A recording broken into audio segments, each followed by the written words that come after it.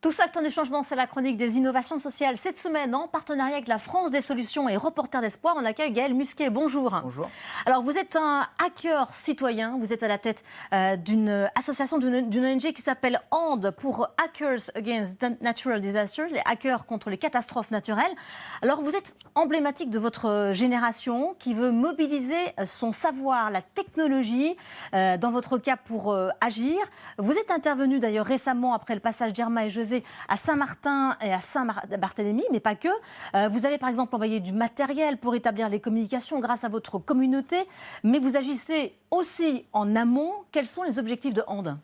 AND est une association qui s'appuie vraiment sur les populations locales pour qu'elles soient prêtes aux catastrophes. Donc en gros, on travaille vraiment sur la prévention. Il n'y a que 4% du budget de gestion de crise en fait, qui est attribué à la prévention. Il faut que ce budget soit beaucoup plus important. Notre mission, c'est vraiment d'aider, former des community managers, des radioamateurs, des développeurs qui vont être opérationnels avant ces crises, parce qu'on sait qu'il y aura d'autres ouragans en Guadeloupe, en Martinique et dans la Caraïbe. On sait qu'il y aura des feux de forêt dans le sud de la France. On sait qu'il y aura des tsunamis et des séismes en Méditerranée. C'est possible, on l'a vu en 1908 à Messine. Ces catastrophes n'arrivent pas souvent, mais malheureusement, quand elles arrivent, si la population n'est pas prête, on court vraiment à la catastrophe humaine, évidemment financière. Alors vous dites que la technologie est un outil incroyable quand elle est dans les mains des citoyens. Tout à fait. On a, avec OpenStreetMap, qui est un projet de cartographie libre, un peu le Wikipédia de la cartographie, prouvé depuis 2010 à quel point les communautés de volontaires technologiques qui se mettent en fait à cartographier spontanément Port-au-Prince après le séisme, à quel point ces données sont stratégiques et importantes pour les ONG. AND, c'est... Elles n'en savent pas, ces ONG, en fait. Donc, du coup, vous leur apportez quelque chose d'extraordinaire. Tout à fait. On leur apporte des données cartographiques fraîches qui tiennent compte des dommages, par exemple, qui ont été causés à des ouvrages d'art ou à des bâtiments. La localisation des camps de réfugiés, par exemple. Là, on a travaillé à Marie-Galante sur Caribouif 2017, donc cette année, sur les itinéraires d'évacuation en cas de tsunami à Marie-Galante. Bref, toutes ces communautés scientifiques et techniques de citoyens, on n'est pas un citoyen lambda, on reste un ingénieur, on reste un technicien, on reste un community manager. Oui, c'est pas pour tous les habitants, c'est vraiment, mais vous il y a des quand même personnes, une certaine catégorie. Tout à fait, qui ont une compétence. Des radioamateurs. Un radioamateur pour 7000 habitants en France, un pour 400 aux États-Unis. Ce sont des personnes qui, dans le cadre de leur discipline, de leur loisir de radioamateur, mettent leurs compétences scientifiques et techniques à la disposition de l'État et des populations à secourir. Alors justement, vous êtes venu avec du matériel. Expliquez-nous concrètement ce qu'on peut faire avec ce que vous avez amené. En gros, ce que je tiens dans la main, c'est une antenne relais 4G. On a eu en France, malheureusement, en 2015, des attentats. Et on a eu un gros débat sur les systèmes d'alerte. Comment on prévient les populations qu'elles sont en proie à un risque ou à un danger. Et à ce moment-là, on a eu des débats sur le fait que le cell broadcast, l'alerte cellulaire, qui a été inventée en France à Sophia Antipolis, qui a été utilisée pour la première fois en 1997 à Paris, mais n'était pas déployable en 4G. Nous avons fait la preuve à Marie-Galante, en Guadeloupe, qu'on peut déployer des réseaux 4G pour les populations sur lesquelles on va faire cette alerte cellulaire. J'ai à côté de moi une autre radio qui permet de faire donc, de la voix sur des fréquences dites UHF, VHF, qui permet sur des dizaines de kilomètres de faire de la phonie, donc de la voix, donc d'appeler, d'envoyer des SMS, donc faire vraiment des réseaux tactiques, et en même temps d'envoyer un peu de données.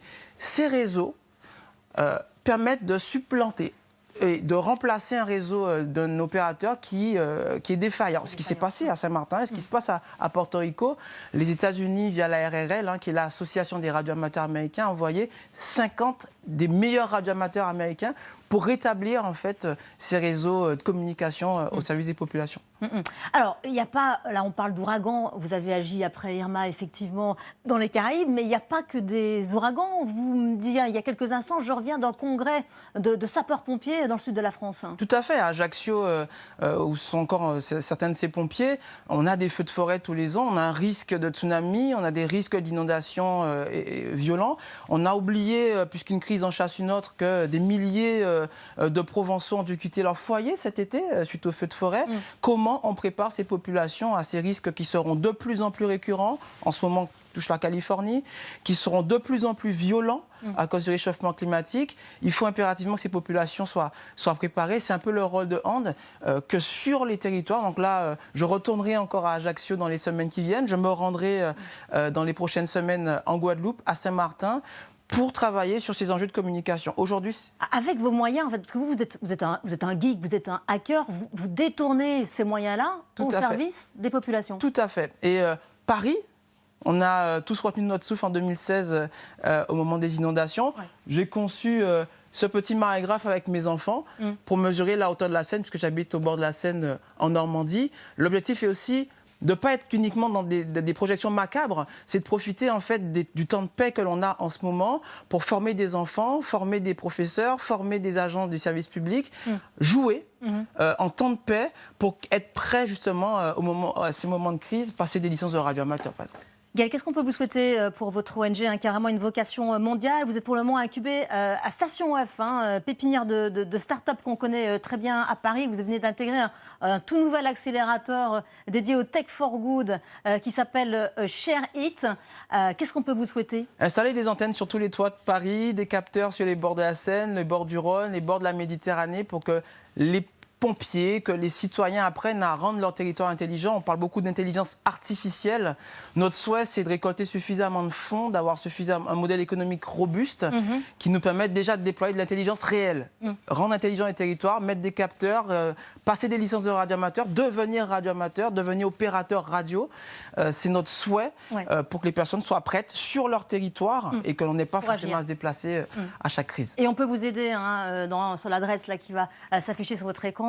On peut aider Hand à réaliser tout ça et c'est vrai qu'il y a beaucoup de boulot. Merci beaucoup Gaël Musquet en tout cas d'être venu sur LCI ce matin. À suivre la météo avec Karine Fauvet.